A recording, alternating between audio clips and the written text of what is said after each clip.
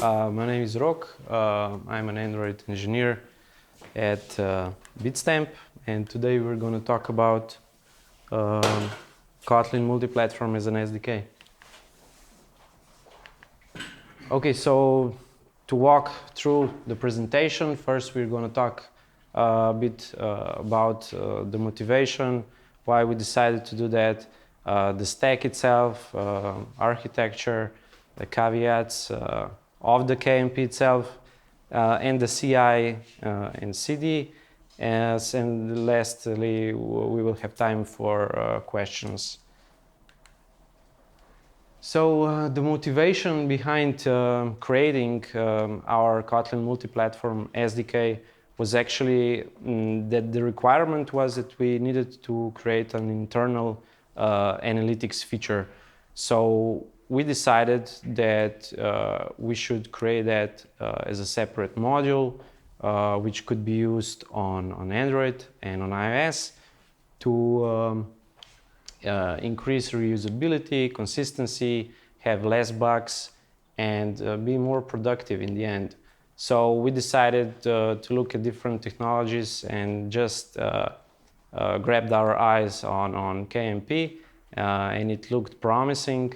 And once KMP became stable in November last year, we decided that we could expand this analytics module and just have all of our networking done inside the KMP.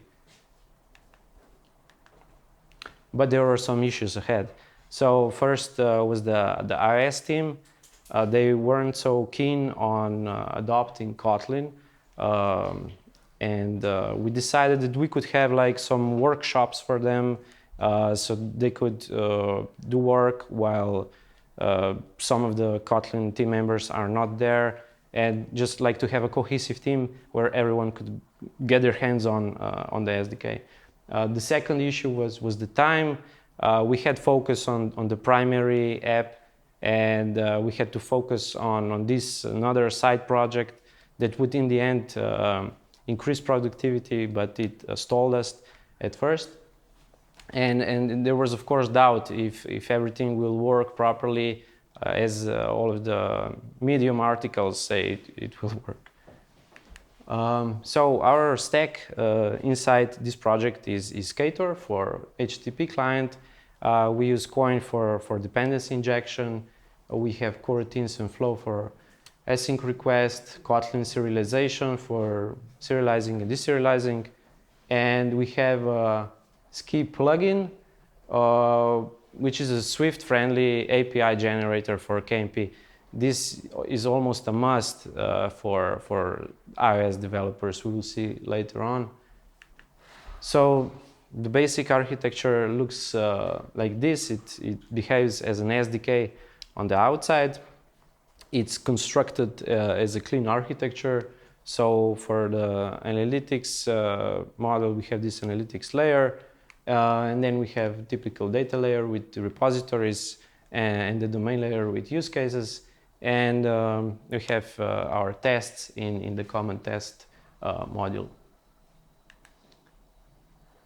So why did we decide to create an SDK and not restructure our app as a KMP project? It's because we did not want to increase the complexity of integrating the new features, and we went the usual route where we could just add this KMP as a dependency. And with that, we simplified integration. New projects could reuse that code. We can have independent development where people can work on that, and we can have streamlined updating of the SDK itself. So because this is actually an SDK, we only have the data and domain layer without the presentation. There is no UI or stuff like that. So in the Android main module and iOS main module, there's pretty much no specific things inside. And in the common main module, there's the core code. So the analytics SDK, the mobile core SDK, Then the dependency injection in coin. And in the data model, the data layer, we have our data models and repositories. In the domain layer, we have our typical domain models and use cases. And in the common test module, we have our use cases.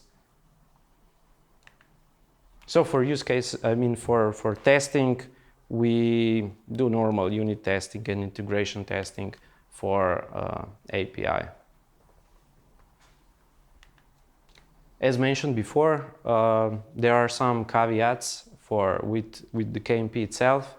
So how KMP works is currently it compiles the Kotlin code into Objective-C, and it's not so interoperable and one-on-one as we would like to be. So we cannot have some simple things as we imagine in normal Kotlin code, and we have to make some how do you say?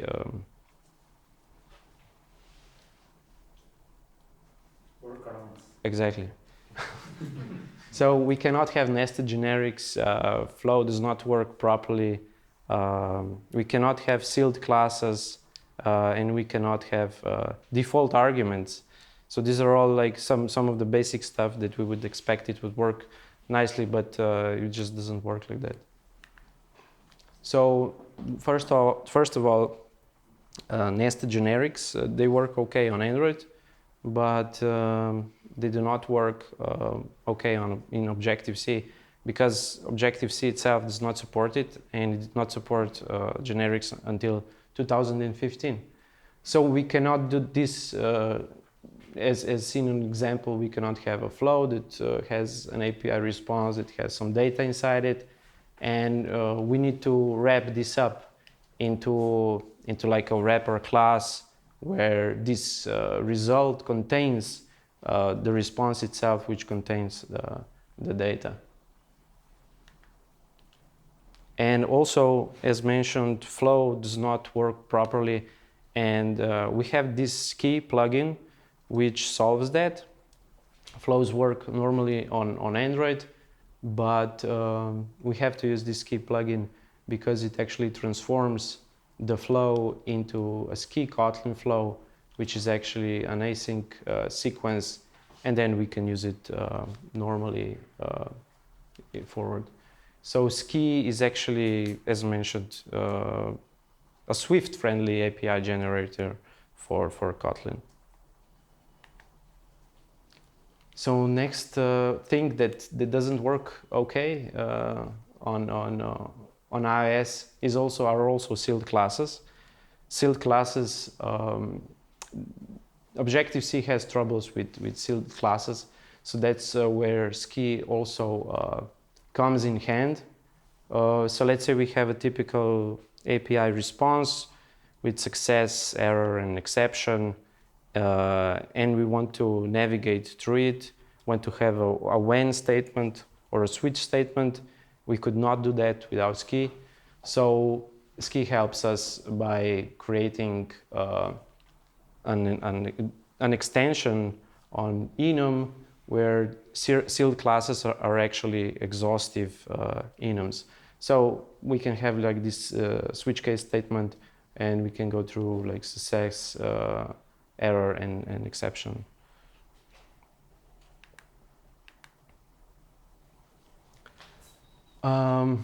Yeah, one of the things also, we cannot use default arguments. iOS just does not support it. So we need to make a little adjustment to it. We need to add this small Ski configuration inside the build Gradle file, where we just enable the default arguments. And we can then use the repository with the default dispatcher, let's say.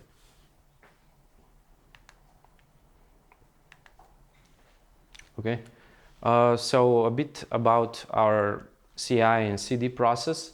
So of course, when you have like an external project, you want to have an automated pipeline. You don't want to manually build stuff and then pull it inside the current project. So we need to monitor builds, we need to monitor code, and we have builds per each pull request, and we have artifacts for our debug, staging, and production environment. So how this looks on Android. So we built the Android artifacts through Gradle, and then push it to our private Nexus repository where all the jars live. And for testing, we use the Maven local, so we can test stuff locally if we don't want to create a PR and then wait for the build to finish. So we can add the SDK as a dependency as we see it, just like a normal library in Gradle. So for the iOS side, we actually built the whole project as an Xcode framework, and this is then pushed to Git on our private Git, and then this is then used as a dependency with Swift Package Manager. I think that's it. Yeah. Cool.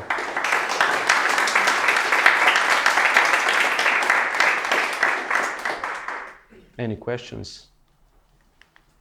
Yeah, I have one. Yeah. So you Sure. so you use this for analytics, this use case. Are you planning to also write some other stuff with KMP? Yeah. So the first idea was that we use this only for analytics, where we have all of the events and log events, everything separated. And we achieved that. We have that in production already, so everything works flawlessly. And now we're expanding that. We're creating use cases, so we can use it in all of our code. So yeah, the big idea is that we would shift everything in KMP. Just we would leave out the presentation layer, so it would be still intact, because we still want to have view models that are native. And I know that KMP now supports view models. Android view models are supported in KMP now, but I wouldn't go that far, not yet, I guess. Yeah. Can you maybe go a bit deeper in this thinking? Why you would share view models between platforms? I think just like the intuition behind it is that we have so much libraries that I think that are being used. I mean, we could solve everything through interfaces or stuff like that, but for now, I think it's too time-consuming to go that deep. But in the end, I think everything could work normally if we would 100% focus on that. But unfortunately, there are product side of things where we need to do on other stuff that, yeah. Just have priority. Yeah, exactly. At the start, you mentioned that iOS developers didn't like it that much. So over time, how did that progress? Are they okay with it now, or? Yeah. Once they saw progress and that things work, there's no hiccups even in production. Firstly, we wanted to test something easier, like analytics, that doesn't matter if it works or not. You just throw an exception and who cares about the data. And from that point on, they saw good stuff could come out of this, and we can expand that. And we wanted to have a really consistent app that behaves the same on both clients. Yeah. Is this already in production? Just the analytics side, yeah, it is. So we are using that in production, but the whole networking is not yet. So yeah, we will.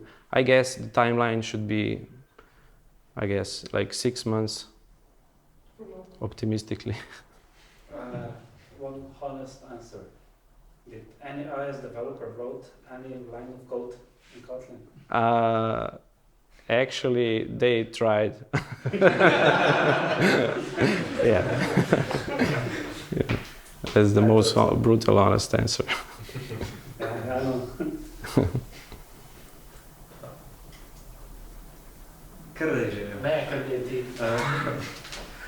How long did it take you to set up the publishing and the CI part?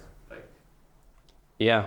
So for setting up and everything, we actually have because we are an enterprise, we have like different divisions that focus on publishing, and we have like a whole publishing process, and everything needs to go through that.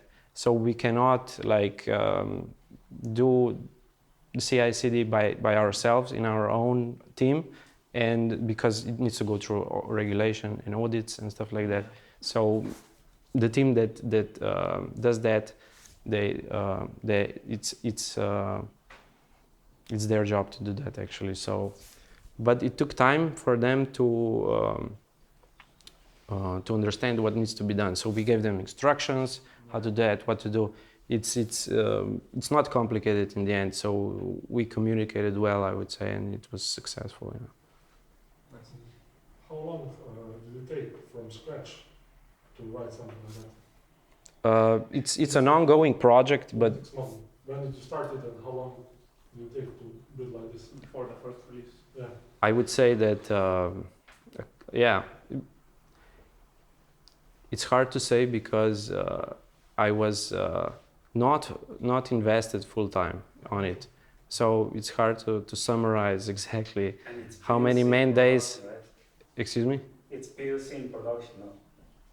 That Sorry. was proof of concept, and now it's in production. Yeah. So it's firstly it was prototyped, and then it had to be made more robust, bug free. So it takes some time, just I would say, to understand how it works on the Swift side, I mean on the iOS side, and how we can streamline the CI/CD. That was the main thing, I would say. And I guess now, since it's more than half a year in production, the KMP, I mean, there are more docs on it how to get started, and I would say it's a lot easier than like 1 year ago, I'd say. Yeah, also JetBrains have this template, so you can start. Yeah. So regarding the CI/CD, are you using Maven Publish plugin? Yeah, exactly. Yeah, we use the Maven Publish plugin, and then for the Xcode framework, we're using another plugin as well. The Touch Lab, which also has this ski plugin, they also have another plugin which is called KMM Bridge. So this also handles the building process, but we went another route, and but this is also an alternative that can be used for publishing the artifacts. C framework, you just use grab and assemble release command. Yeah. We call it through Jenkins. We have a command, and each version gets updated. Yeah.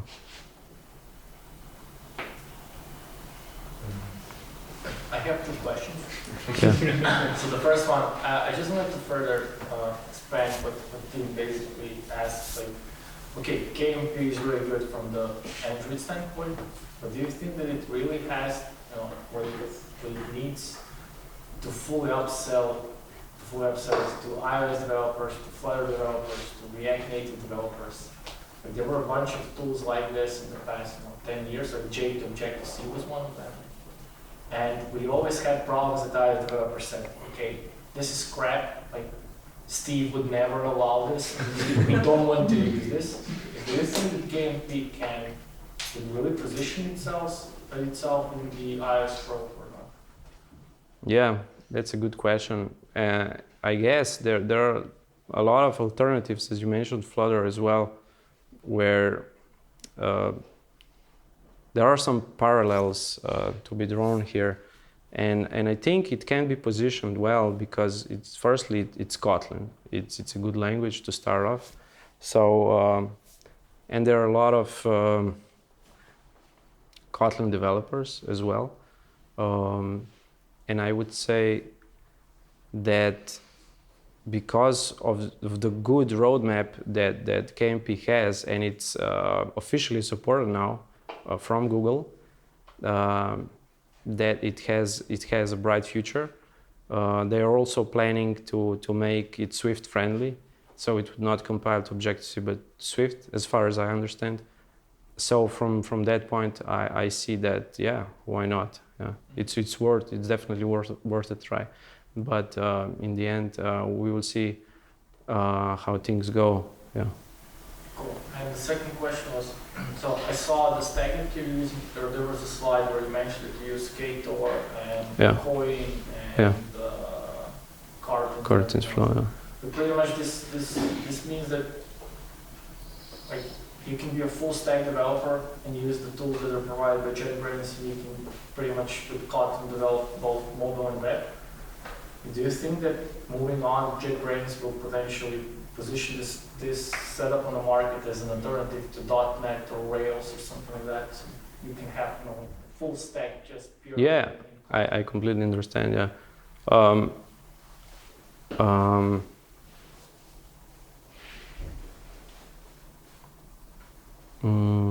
How would I say this? Yeah. They already did, especially with Compose Multiplatform. They go all in with. Yeah, they want to go all in. Yeah. It's different than Flutter because Flutter for web, I mean, they have some sort of they draw on canvas, but Compose, I think Compose for web compiles to JavaScript, so in that case it's different. So yeah, in that regard, I would say, but Ktor it's still in its infancy. I think it's hard for the industry to adopt Ktor just as it would Spring or stuff like that. So I think there's still opinionated Ktor framework. Yeah, because it's like a DSL and it's kind of different. Yeah. But in the end, if that would be the case, and there would be a lot more Kotlin developers. Cool. Thanks for the answers. Sure. What is the status with memory management with coroutines? I know that there was a lot of problems with switching context between IO thread and main thread, and you have to freeze and unfreeze objects to work on. What's the status now with that? I think this was the problem with the old Yeah. management. Yeah. Well, this should be solved. Yeah. Should be or Well, Well, in our app, we still use RxJava. So, but in the KMP, we're using coroutines and Flow. But for now, we didn't experience any issues regarding that. Yeah.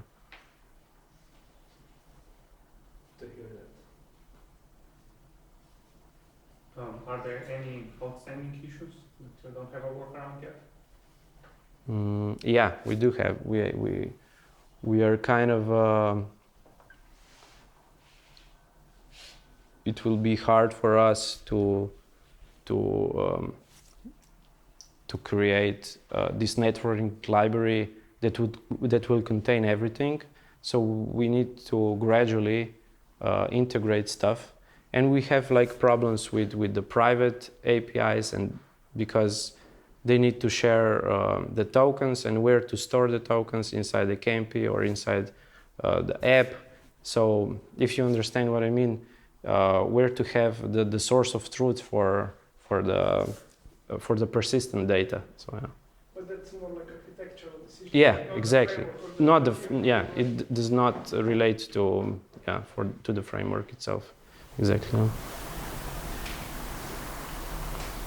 I also have a question about this key plugin you mentioned. So if I understood it, Silk classes and flow and nested generics do not compile into Objective-C correctly. Yeah. Yeah. So what if you use that in the shared code, it would just not work on iOS? Or what is that? Yeah, you need to have this plugin that would compile into this Swift-friendly code, so you can reuse that. But there's like no error if I use it in the common module, like the straight up Silk classes. No, Or does the editor it doesn't? no, yeah, So you found that while developing? yeah. Ah, okay. Yeah. Maybe stupid question. How does the stack trace look if you try to compile? Yeah, it doesn't look okay. Yeah, like so I remember when we had a talk about .NET for mobile, like Summering, like 7 years ago or something like that. Mm. When we were looking at the stack trace, so there was like .NET stack trace, and then wrapped inside it was a Java stack trace, which actually meant that something crashed inside an Android application. Yeah. So, what I'm asking, like, would a regular iOS guy know how to debug this? Or Yeah, does he or she needs to have a Kotlin experience? Yeah, that's the con of it.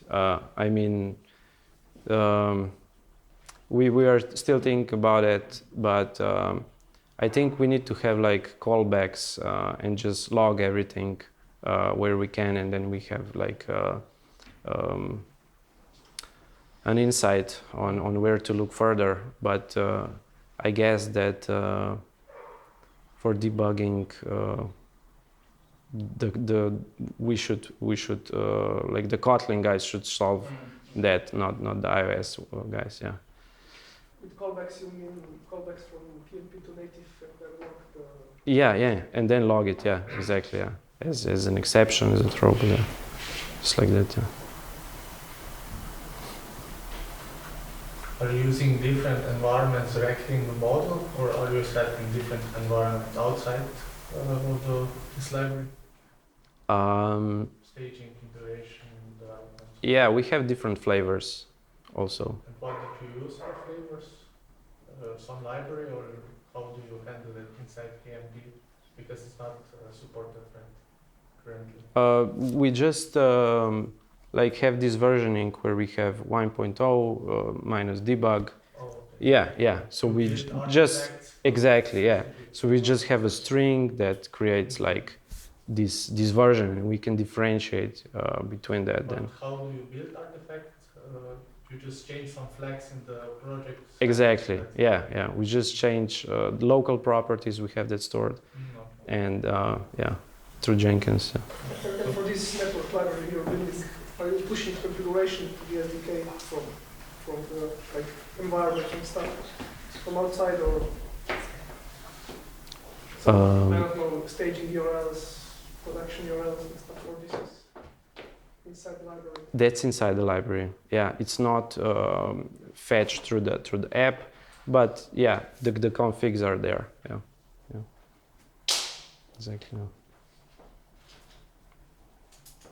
But it's still like time will tell how to organize everything properly, and hopefully it will be much more easier, and we would have more free time.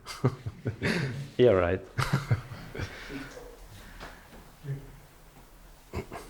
Any more questions? No? Okay, that's it. Thank you very much. Thanks a lot.